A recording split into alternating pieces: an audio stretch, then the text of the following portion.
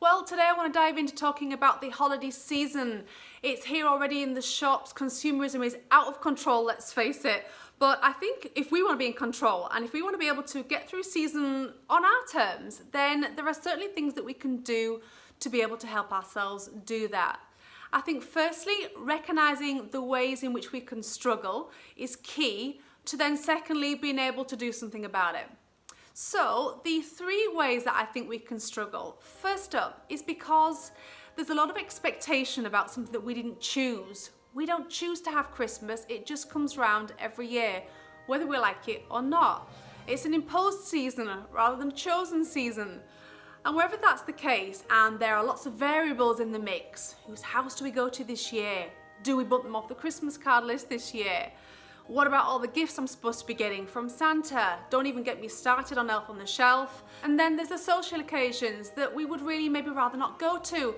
Some of them we love, some of them we maybe don't. I wouldn't choose to spend time with those people, so why would I give up an evening of my life to go and be with them at the most wonderful time of the year? No thanks. There's a lot of oughts, yeah? I ought to. And wherever we feel that we ought to, and we're not in the driving seat, that loss of control can really leave us feeling on edge. Secondly, I think there's a disconnect often between the idea of Christmas and the reality of Christmas. Our most basic idea about Christmas starts when we are young. Hey, we're 3, we're 4, it's the magic, it's the snow, it's the Santa coming down the chimney, if that's what you believe. It's the food that we get at this time of year that we maybe wouldn't at other times of year, and little traditions, that are unique to Christmas. And so the idea of fast gets overtaken by the reality as we grow up.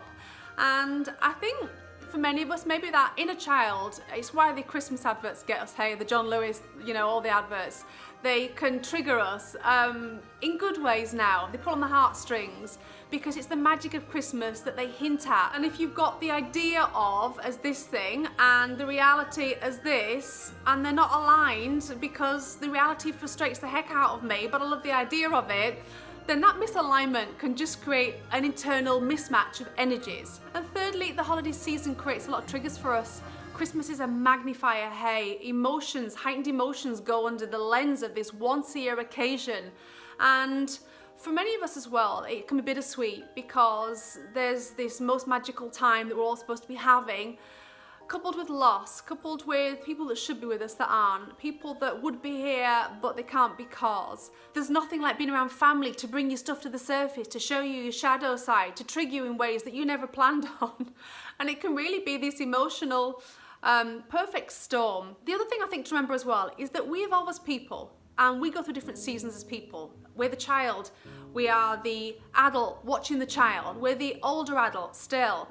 But Christmas stays the same, and if we're not careful, we can end up viewing our Christmases through the eyes of Christmas past, rather than being deliberate and intentional about creating a Christmas present.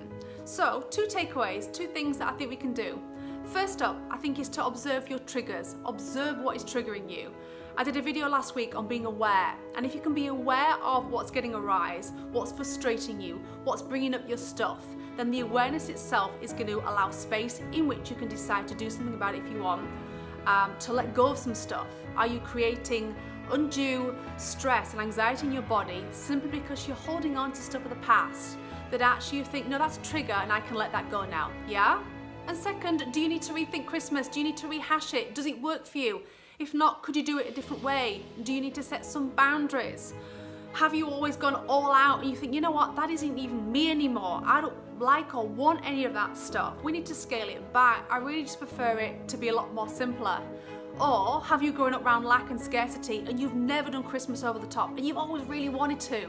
Is this the year that you go nuts, that you go all out, bells and whistles, and you absolutely allow yourself to open up to the expectancy, the joy, the anticipation? I think most of us would agree that Christmas is a time for being with the ones that we love and for giving and for really just connecting with what matters the most to us. So if your Christmas isn't working for you, or if you always feel triggered, then could you implement these 2 simple steps to create a new Christmas season for you that just looks and feels a little bit more aligned with who you are as a person. So I hope that's been helpful. Leave me a thumbs up if you enjoyed it, please. It's a small act, but it helps, and I will see you next time.